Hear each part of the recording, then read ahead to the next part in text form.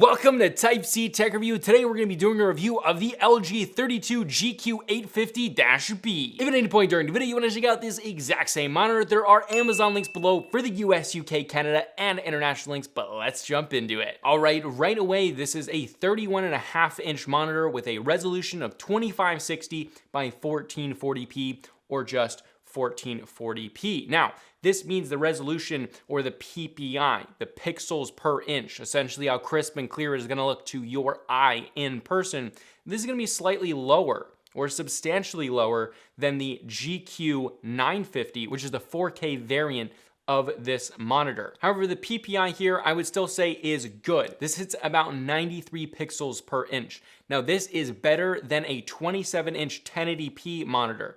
And in this space of very high refresh rate, lower resolution monitors, the typical is a 24-inch, 240Hz 1080p monitor.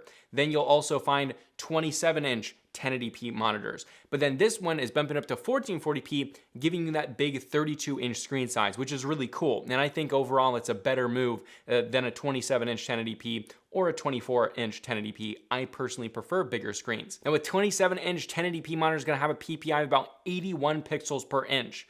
A 24-inch 1080p monitor is gonna have about the same PPI as this monitor. Now, for pixelation, small text is gonna be pixelated, not incredibly pixelated. In game, you don't really notice it that much. Obviously, it is a big shift coming from a 4K 32-inch to a 1440p one, but it still looks very clear in game. But icons that are not moving, maybe like the edge of the map, or like specific icons, maybe ammo count, stuff like that. If you look directly at it, you will see a little bit of pixelation, but again, it's not even close to a 27-inch 1080p monitor's PPI, which is great. Let's move on to the panel type. This is using LG's Nano IPS panel type, which is the best IPS panel type in the game. LG developed it, and they've been one of the biggest developers in IPS technology, and at this point, it's basically perfect. Now, I do want to say right off the bat, this is incredibly similar to the 32GQ950, which is the 4K, but not as high refresh rate version of this monitor. It's 32 inches, it's flat, it shares the same stand and build quality, and the overall experience is very similar in a lot of ways. But we're gonna talk about the ways that they're different and do an overall review of this one as well. So let's talk about the ATW, because this also has that. ATW, or Advanced True Wide Polarizer. This essentially increases the viewing angles, and you might say IPS has great viewing angles. It increases the viewing angles for black levels and colors much wider. Now, you might think IPS panels already have really great viewing angles, but you do lose that contrast ratio and you do lose the colors. This is a massive difference side by side with an IPS that does not have ATW. So this is actually a really awesome thing that they just add in there that basically no other monitors have, although this technology has been around for a long time. It's great. If you're into photo, video editing, and you have someone else looking at your work, this is great. Obviously, this is a gaming monitor, but still, if someone's watching you play a game, they're gonna have a much better experience. All right, but moving on to refresh rate and variable refresh rate. This natively hits 240 Hertz, but it does have a factory overclock going all the way up to 260 Hertz. That is awesome. Now, I do feel the need to say this because I've done other high refresh rate monitor reviews before. I've reviewed the 360 Hertz panel that NVIDIA was kind of behind, and then Alienware kind of did a thing way back when. And you get these comments about the visual difference. And let me just say this. The visual difference basically diminishes after 100 Hertz, maybe 120 Hertz. After that point, you have to really look for it to change the visual experience. After 144 Hertz, it's not about a visual experience anymore. It's about lowering that input lag. The higher the refresh rate, the lower your input lag. So again, this high refresh rate is there for speed, not a visual experience. So if you are buying this and you're used to a 144 Hertz screen and you're like, I want more of that, I want a better visual experience, that should not be a reason you should be buying this. This is about speed. If you do just want a great visual experience, go for the GQ950, but if you want more of that speed, this is the one. All right, now for variable refresh rate, this has FreeSync Premium Pro, which means you can add HDR on with your variable refresh rate during gameplay. That's awesome. We love to see it.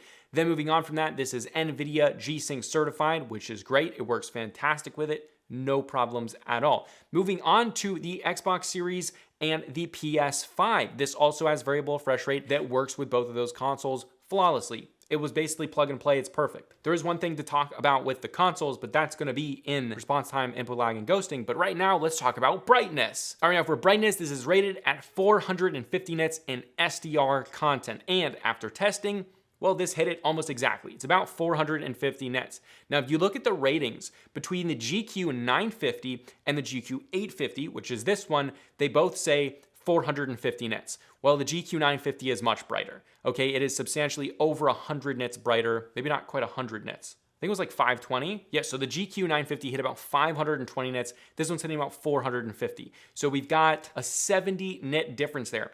That's substantial, but really this panel is very bright. It's very vibrant. It's very beautiful. You're not gonna have an issue with the brightness, but the GQ950 does give you a little bit extra. I do wanna point that out. So if you are thinking, oh, should I go for this one or this one?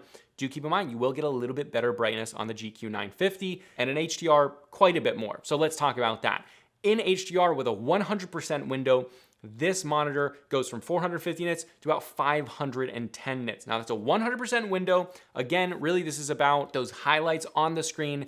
This one doesn't perform as well as the GQ950. That's to be expected. This has an HDR 600 rating, which means those highlights, very small percentage of the window, should be able to get to 600 nits. Now I'd say if you want a great HDR experience, this one is good. It's not great.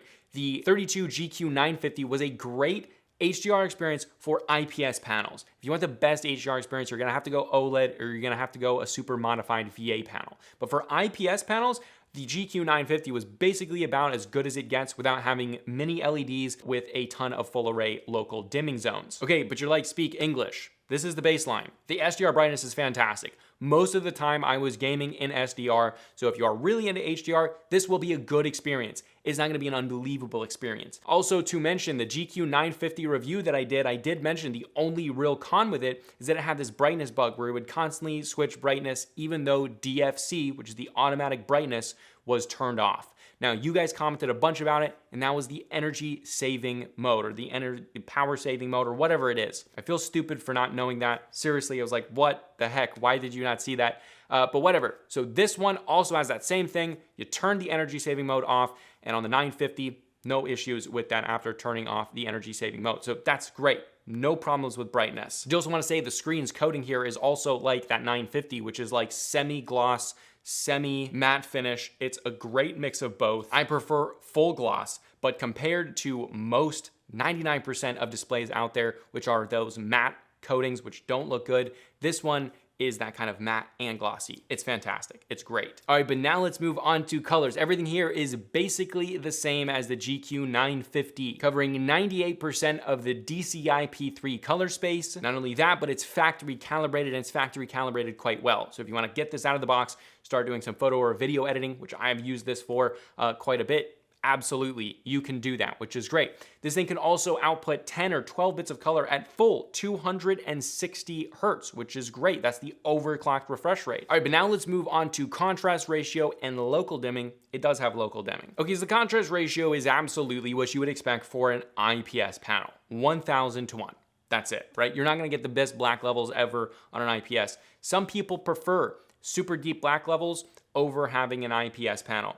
I am an IPS fanboy. I would rather have fantastic viewing angles, the speed, the overall reliability of an IPS panel over something that has super deep blacks that might be a VA or an OLED. But that's just me. A lot of people cannot stand having only a 1000 to 1 contrast ratio. You'll just have to decide that for yourself. That's the only real reason why you would not want to get this monitor if you like all the specs and all the stats. Okay, but talking about local dimming, it's the exact same thing as the GQ950, which is it's not full array local dimming. Local dimming is only coming from the top and the bottom. It's not full array, which means it doesn't have dimming zones, not just coming from the top and the bottom, but also the middle of the screen. I think there's only 16 zones. I think it's identical to the GQ950, and it's just in practice and during testing, it works well. The black levels are super deep and black, but realistically, if you're watching a movie, playing games, it just is never coming on because those zones are just too massive.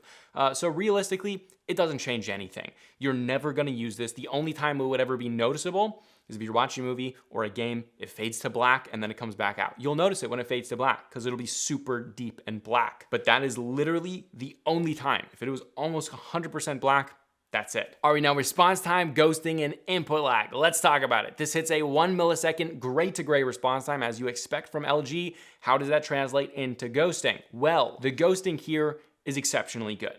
It is not perfect. The GQ950 was perfect. This one is exceptionally good. It's exceptionally low. I do want to stress that when I do compare the GQ950 and this one with ghosting, it's basically imperceivable during gameplay, during any use case scenarios.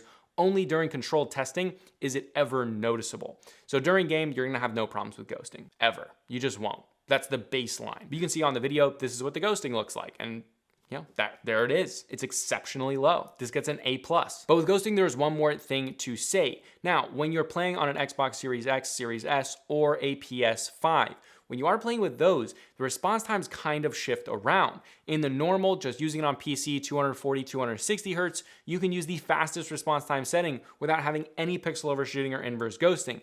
That being said, when you are on an Xbox or a PS5, you will not want it in the fastest response time setting. You're gonna wanna set it in fast or lower. During fast and lower, you still have great ghosting, very low, but in the fastest, it is awful. It's basically unplayable. It looks absolutely terrible. Obviously, this is not a deal breaker at all. You just lower it into fast and you're done and good to go. The only thing that I would say is if you're gonna be switching between your Xbox and PS5, just keep it in fast. You really won't notice the difference between fast and fastest. Even with PC, you're not gonna notice it. So that's not a deal breaker at all. I will say though, this works flawlessly with console. So if you do wanna use this with your console as well as your PC or whatever you wanna do, this is gonna work great for that. Now as for input lag, well, it's exactly what you would expect from a 240 or 260 Hz monitor. It's exceptionally low. It's incredibly low, and that's great. There's really nothing else to say about it. It's insanely low, which is what we have come to expect from LG with all of their monitors, having really all of the UltraGear lineup recently in the last year or two has had exceptionally low input lag. But really the 240, 260 Hz future-proofs this monitor because even at a 1440p resolution, unless you're lowering your graphics almost all the way down on most modern games, you're not even going to be reaching those 240 or 260 Hz. However, with the 4000 series graphics cards from NVIDIA coming out very soon, that might change. So this is kind of going to future-proof it. This is a monitor that it's an IPS, so it's gonna be reliable as heck. It could definitely last a decade or more. You're not gonna have any burn-in or any problems like that. This is a monitor that you could actually have for a large number of years. Large number of years? Many years to come in the future. All right, now the menu system and controls. This is LG. They use a single joystick for controls in the middle, bottom, chin. Underneath that chin there, it is incredibly easy to use. There's no learning curve. The menu system itself is not only beautiful, it looks modern, the graphic design is great, and it even has very cool animations between everything. Not only that, but it also is incredibly easy to read. There's no learning curve with it. You don't have to guess what a symbol means. You can just go to everything, it's quick to use, it's beautiful, it looks premium. It's the best menu system in the game. It has been for years now. And this is the updated one. You've heard me say it a million times. Moving on to Vesa Compatibility, this is compatible with 100mm by 100mm Vesa mounts, and that is with screws pre-installed in the back, which is really nice and a little extra touch that I like. The ports are good, not great, having one DisplayPort 1.4, two HDMI 2.1s, one USB Type-B upstream, and then two USB Type-A downstreams. Wish there was 4. Then it has one 3.5mm DTS headphone X port, which is awesome that they're including that. Not something that I'm gonna use, but I'm sure some people will really appreciate that. Like I said, the ports are overall good, but I wish that they would have included maybe 2 more USB Type-A's, like either on the bottom chin, kind of closer to you, and a USB Type-C. That would have been really nice, especially on the GQ950. Kind of crazy that there's no USB Type-C, but on this one, still, I wish there was a USB Type-C. All right, but moving on to stand and build quality. This is identical to the 32GQ850. Besides the actual panel itself, which is quite a bit thinner and lighter than the GQ950, it's the same here. You have that off black. It's like a gray, kind of a purpley gray. It looks very clean. It doesn't look incredibly gamery. If you want to put this in your office, you can do that. The fit and finish is significantly better than the last generation UltraGears. The stand has height, tilt, and full rotation. What more is there to want? Swivel. You could want swivel more. That's something that LG doesn't do. I don't know why, but they don't do it. Overall, I love the stand. It's very stable. It looks great. Back of the monitor looks stunning with that gloss and not gloss because it has those things. It's a very strange design, but I love it. All right, now the RGB. There is RGB. It's on that hexagon new style. They went from that round red thing to then this hexagon with these RGBs coming out of it. It is bright enough to bounce against the wall. It's incredibly easy to change the colors in the menu system, which I really appreciate. You can match your setup very, very easily. And you can do all that without getting a software. So I really appreciate all that. All right, but now probably the most important section of the entire video, price and value. Now this monitor is priced at $900, which is a hefty price tag. That's a lot for anything. Now for the same price, you could get a 32-inch 4K non-super high refresh rate, probably 144 hertz, but you could get a 32-inch 4K gaming monitor. So is it worth it to get a 1440p super high refresh rate display? Now that's totally up to you, but I'm gonna give you the facts here. These are the facts. For the same price, you're not gonna get the brightness. You're not gonna get the input lag. You're probably not gonna get the colors, and you're not gonna get all those small premium touches that LG gives on this monitor that you don't even realize until you have it. This is a premium price point. It's not too expensive. It's definitely not overpriced, but this is a premium monitor. Now I would say if you do want the 4K resolution, just go with the GQ950. That's, I mean, monitor of the year, monitor of 2023. That's a fantastic monitor. It's truly perfect. The only con again was that brightness, but that was just the energy saving mode. Both of these monitors are perfect monitors. There is nothing wrong with them. The only thing is the contrast ratio. But if you're okay with that, if you're used to IPS panels, these are perfect monitors. LG has perfected the IPS panel type with their nano IPS panel. It is a perfect monitor. Everything that they add from it from this point on is just making it different. The only thing they could do, make it mini LED lit and do a ton of local dimming zones. So if you do want this really premium experience, you can go with something like the Gigabyte M32U, which doesn't have a super high refresh rate, but it is 4K. It's a beautiful monitor overall. It doesn't have the brightness. It doesn't have the HDR. The HDR is not even as good as this one's HDR 600.